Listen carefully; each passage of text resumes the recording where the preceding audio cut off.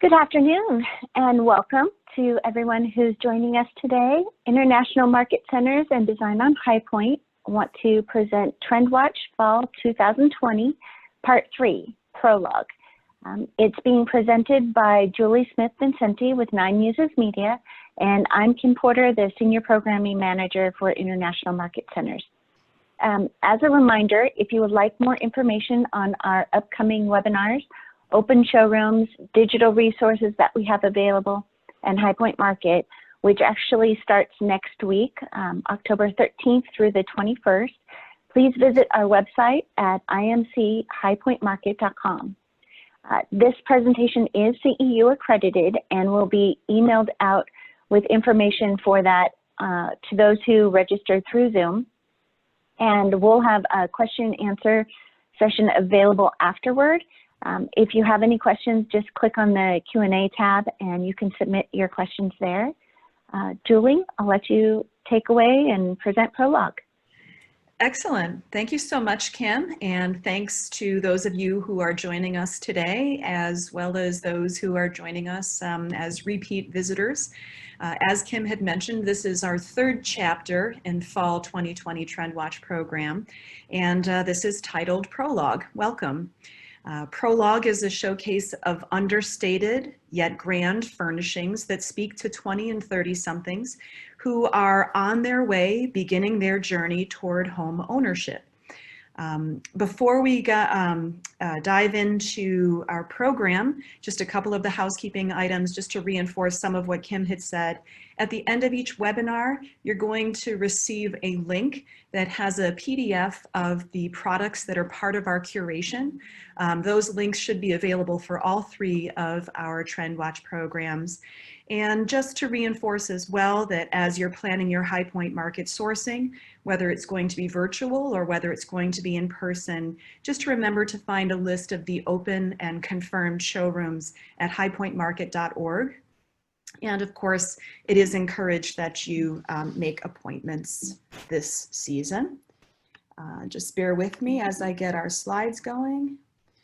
Okay, so really quick, for those of you who could not join us for our first Fall 2020 program, these are some of the highlights from Touch Points. Touch Points was about the sort of softening of the edges in our high-tech homes. They add intrigue, they satisfy the senses, they evoke positive memories, they awaken imagination. We looked at materials, we looked at surface finishes, fringe, pleating, mesh, mixed media, and linear patterns, especially sketched lines and hash marks, to name just a few of the highlights. Last week, we featured products in a presentation called Pod. And in this program, we looked at office furnishings, we looked at LED lighting, comfortable seating, all designed to make our high-tech homes efficient places for everyone in our family, whether that was for our entertainment, whether it was for office, whether it was for educating at home. Pod was very much about the times we're currently living in and the furnishings that satisfy some of those immediate needs and desires we have of our home. That included things like work-at-home solutions that helped create wellness and healthful habits like adjustable surfaces, extra plush cushioning, swivel mechanisms, adjustable LED lighting, as well as some comfortable accessories and that went along with that particular presentation. And so today we are going to get into Prologue. This slide, in fact, is the prologue to our presentation. A prologue, as you know, are those notes that the author includes before chapter 1.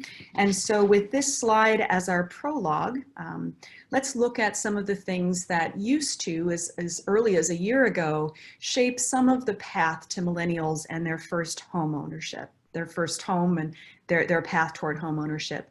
So just a year ago, let's just look at some of those stats.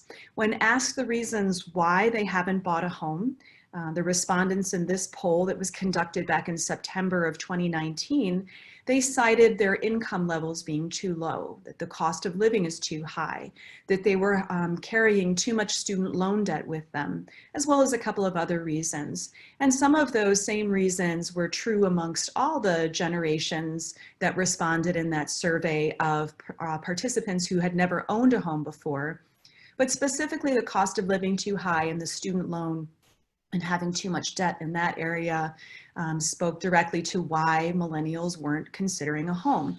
And in fact, if we look at just drilling down a little bit further, these student loans and how that affects credit history and the ability to receive a line of credit from a bank is a very poignant and very real challenge for millennials. Let's look at some of these stats. So the cost of a college degree has risen almost 70% since 2000. About 1 trillion of the more than 1.5 trillion overall student debt has been added since 2005. So again, another stat reinforcing just the expense that goes along with secondary education, post-secondary education. And then also millennials, now, as you know, we are looking at a group that spans from their mid-20s. Some put that first age at 23 or 24. A generation that spans a full decade and almost a half, right? So mid-20s to mid to late 30-year-olds. The older millennials have felt the hardship of several recessions. So the 2001 recession, the Great Recession, and now this sort of global pandemic. This was a quote from an article that I was reading recently, and a millennial was asked to just sort of speak to the current times and what has kept them from purchasing a home. And I think it's a pretty poignant quote. It's just kind of like the millennial story. We keep working for this future that's not really coming. When you're staring down recession after now global pandemic, it can be daunting to imagine yourself in your first home. What's interesting though is that some of the stats that have come out in the immediate future have pointed to millennials actually fueling a lot of the home buying in 2020. So despite some of those feelings about having so much student debt, the times right now, and even in fact specifically this sort of time that we're in this pandemic, millennials are starting to feel that owning a home and that path toward home ownership is becoming a possibility. In fact, in some of these stats, millennial first-time buyers have led the resurgence in home buying in 2020. The year-over-year increase in millennial mortgage applications for every month of 2020 has increased except for 1 month, April. Obviously, we've all been hearing about these very competitive mortgage rates, and those mortgage rates are helping millennials to feel that there's an affordability. The affordability issue is now becoming something that they can tackle. And estimates are putting that millennials will account for about 15 million home sales in the next decade, in the 2020s. That being said, anytime we're looking at a demographic that spans 72 million people, we're best served by looking at millennials in different phases or different groups. And so in my mind, today's presentation does speak to those older millennials, the ones who are in their early to mid to late 30s, who are endeavoring to hit those sort of life milestones that previous generations have experienced already, which is buying a home and having children, working on their retirement account. We had just one more little quote that I thought I would share that very much speaks to the times that we're in terms of motivating. So beyond the financials starting to look good, this current pandemic has had people living in urban, small environments wondering about how they might, what are they ultimately missing by choosing to live where they currently are. So this was another quote from a millennial in a story. The value of the city to us was being around all the people, being able to go to all the restaurants, the culture and the museums and the plays. You remove all that, as has been done in this current time, it's difficult to justify paying the rent, being in a small confined space, and having no access to being outdoors by yourself. Welcome to Prologue. This is, so there in some respects concludes the text of our prologue. And so now that we're thinking about millennials as they're entering that first time homeownership, what are some of the styles, what are some of the looks, what are some of the materials that matter most to this generation? And so with that being said, we're going to begin our curation. These are the products that were selected for our, what would have been a display if we could all come together at market. What we've managed to do is pivot to online. And so the products you're seeing here are the products that were selected for our prologue presentation to sort of help tell this millennial homeownership story. The prevailing mood in our prologue presentation is understated grandeur. It's elegance that skirts towards traditional styling. The forms are refined. The finishes are tailored. Patterns riff on the classics, such as Art Deco, chintz, chinoiserie, stripes, Greek key.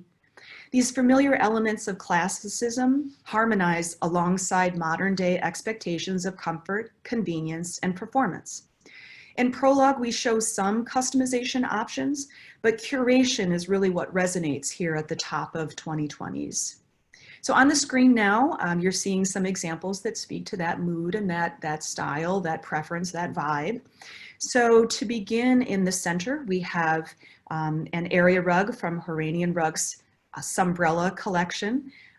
It's woven in Turkey from all Sumbrella yarns that won't stain, pill, or fade. Very much a design that speaks to some of those considerations that a homeowner might have if they're buying their first pet, if they're contemplating starting a family. Very family-friendly woven construction for that. Beneath the area rug, you're seeing the Megan channel tufted bed from Belmead's Signature. It is offered in custom finishes and fabrics. Take note of how the nail heads outline the sort of shapely corners of the headboard and footboard. Just a little something extra that raises the sort of sophistication of that design. The Kieran chandeliers from Classic Home, it has this lovely linear architectural frame that's encased in these glass panel shades. And then to the left is Studio A's Arbor Tall cabinet. It has a smoke finish on oak veneers. It comes with LED light strips. It has a touch control, and it also comes with an anti-tip kit. I want to just take a small moment to put a little footnote. This anti-tip kit that is included with this cabinet from Studio A. Just wanted to share an initiative that our friends over at the AHFA have launched this year. It's an awareness campaign to make furniture tip-over prevention and compliance. It's to encourage that manufacturers and retailers start including that information on their websites as a mean of preventing unnecessary injury and death as a result of cabinets tipping over. And that's something I think moving into the 2020s we can expect to hear more about as manufacturers and then eventually retailers start including that information on their websites. Sometimes you just can't choose. So with that being said, here's another example of a rug from Horanian Rugs that also works well with this mood. It was part of our curation as well. And it is also from that Sumbrella collection to that same issue of durability. I'll just toggle back and forth. I couldn't decide which one I liked more. So needless to say, here's another example of how taking these sort of modern expectations, working in some traditional elements to create a very current day aesthetic. Here's another example of taking these sort of pieces together. Here are Creative Touches Bosphorus area rug collection. It has, the construction is wool, bamboo, silk, or a combination of the two materials.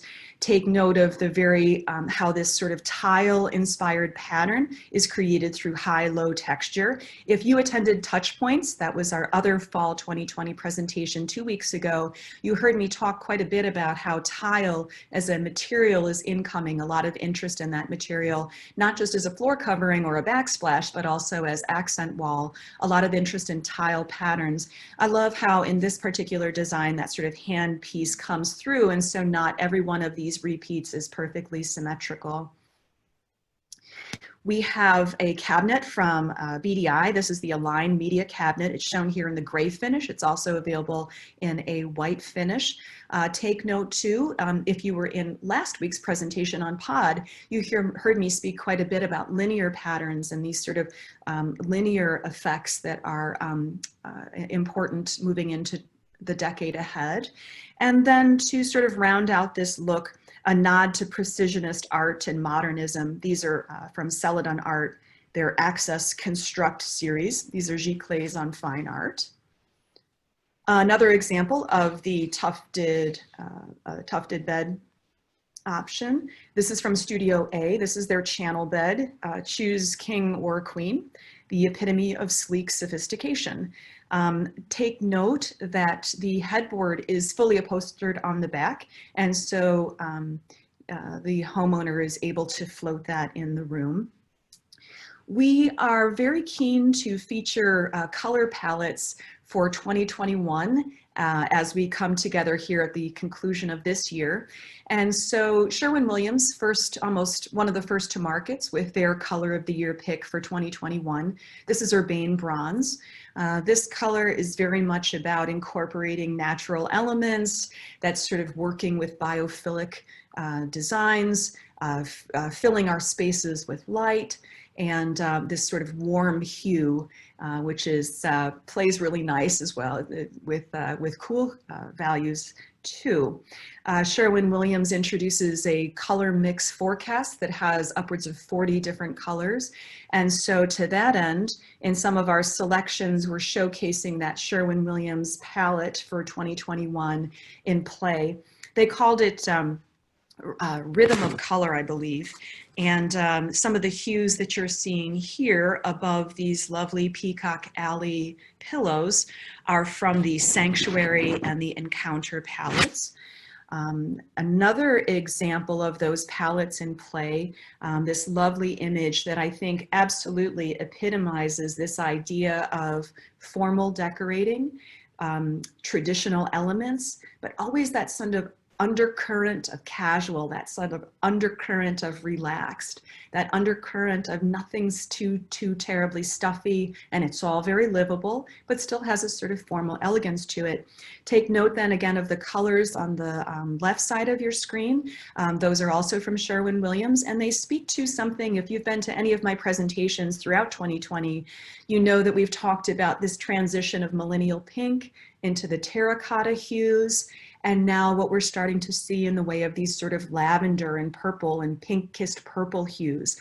That bottom color there is from the 2021 palette. And in fact, in most of the forecasting firms and the paint manufacturers, you're seeing quite a bit more in the way of lavender and purple hues moving into 2021 for sure. Here's another example from Cass Rugs that showcases some of those hues alongside a very lovely and versatile blue. And I absolutely wouldn't want to undersell the perennial favorites of blue and green. It's just how lovely that blue, it's how wonderfully that blue and green work alongside these incoming purple hues that I think is noteworthy. That being said, these are also hues from Sherwin-Williams 2021 color pick. The designs you're seeing here, the area rug is from Creative Touches Aaron V collection. It's a wool and silk area rug. I love this modern composition. This is a lovely collection and speaks to this idea of bringing in an artful and sort of curated mood, yet still having a sort of traditional vibe to it. The pillow on the top is from Eastern Accents. It's called Smolder. It's a soft velvet fabric in this sort of gentle sky blue color. Take note of that stipple pattern. You're going to hear me talk about stipple patterns, sketched lines, hash marks. This stippling is another example of how we're drawing in on these art techniques, these drawing techniques for pattern, sort of like a geometric, but not precise, something a little bit more laid back, but still has a formal vibe to it. The pillow on the bottom has an almost op art kind of quality. That is from Classic Home. It's called the Maine Myrtle Green linen pillow, and the stripes, or those, again, sort of op art stripes, are embroidered onto the pillow itself, or onto the linen, I should say. Some other examples from our Prologue, this very comfortable chair from, from CMP. And we are showcasing pillows from Eastern accents in this design. Again, this sort of watercolory effect, these sort of artful designs. The Lyra hand-painted decorative pillows, as well as the Euro Sham. Those hues are also from Sherwin-Williams 2021 forecast, which includes navel, that's that blue at the top, which was the 2020 color of the year. So if you joined us for Touch Points, you heard me speak quite a bit about interest in woven materials. Here's a great example from Janice C's Rock Garden collection. I included this in Prologue because millennials and first-time homeowners who are buying at this time are already accustomed to and have the expectation that their outdoor furnishings look as smart as the furnishings that they have inside, and in fact may choose to include their outdoor furniture purchases in their rooms inside. This is a lovely finish in a sort of driftwood sort of tone. And again, it's called Rock Garden from Janice C. Some additional sort of woven materials or woven-like materials. This is the Zephyr embroidered pillow from Eastern Accents in this sort of lovely soft color palette. Cane Line's Peacock Lounge Chair is woven of an indoor-outdoor soft rope.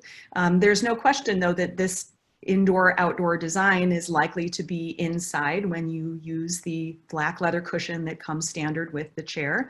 And also just wanted to give another play to Essential for Living's tapestry dining chair shown here in the new Dove flat rope and white speckle rope finish.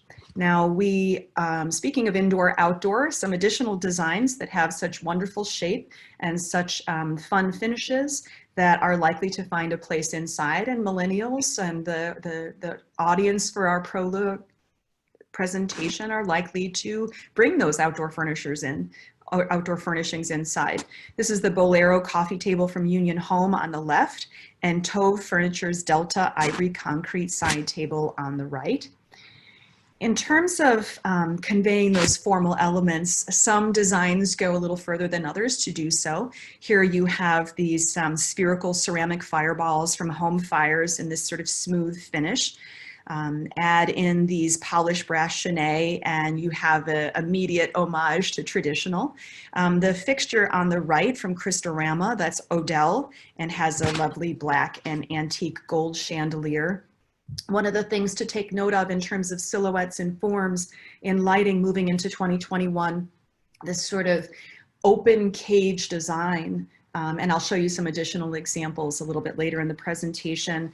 The Otis floor lamp with its nod to sort of mid-century modern, but in this black and gold finish, finds its way in this sort of traditional, has a place in a traditional sort of styled or modern traditional styled interior.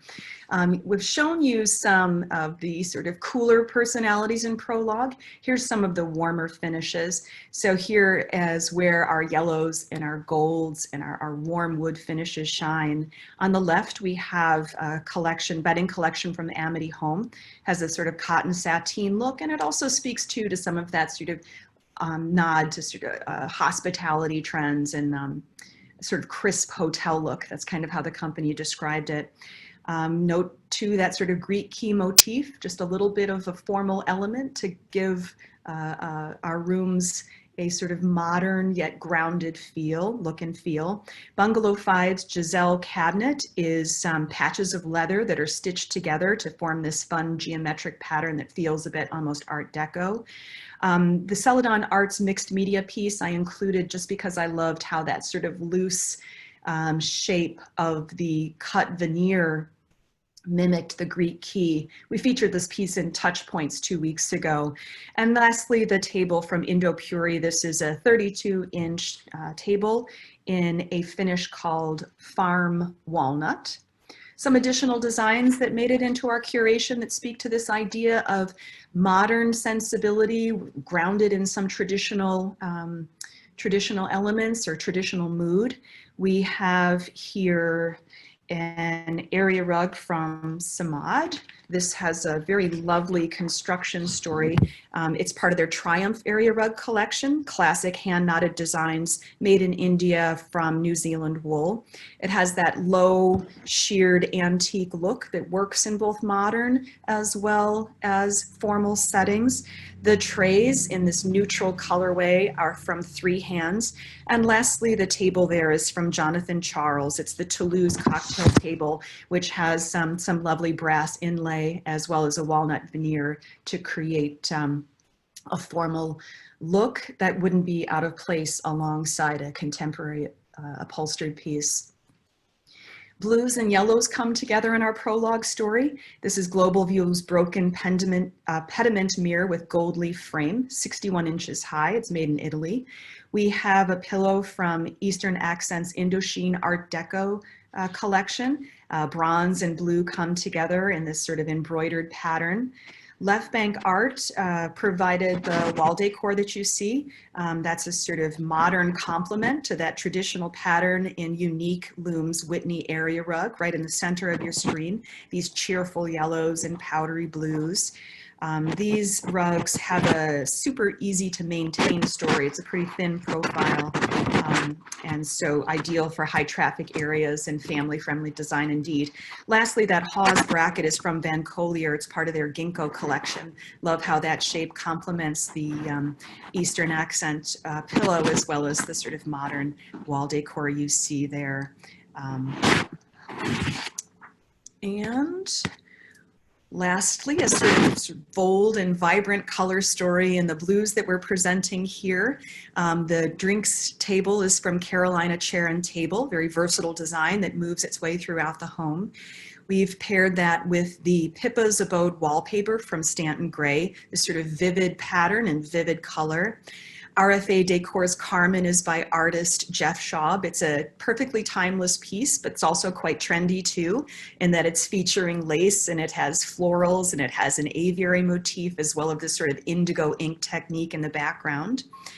Regina Andrews' Geo table lamp wears a natural blue brass finish, which pairs nicely with the blues on our page here, or our screen here, as well as Luna Bella's sophisticated Josie bench. It has a sort of quirky quality, a sort of almost steampunk kind of quality, anywhere you might want accents seating in the home.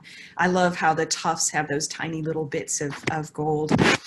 Lastly, and just very quickly, because time is going by very fast here in Prologue, I wanted to just do what I'm kind of calling a now and next, since this is the last time I'll be able to connect with you for 2020.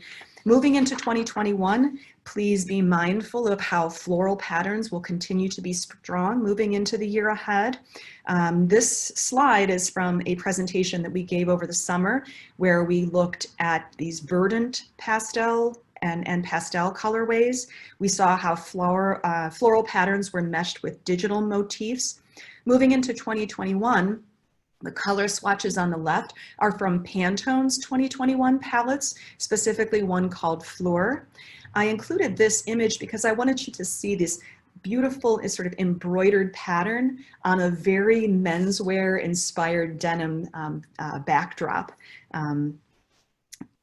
Pantone considers its Fleur pattern to show sexier hues for 2021. There's a deep wine and Merlot tones grounded by a green.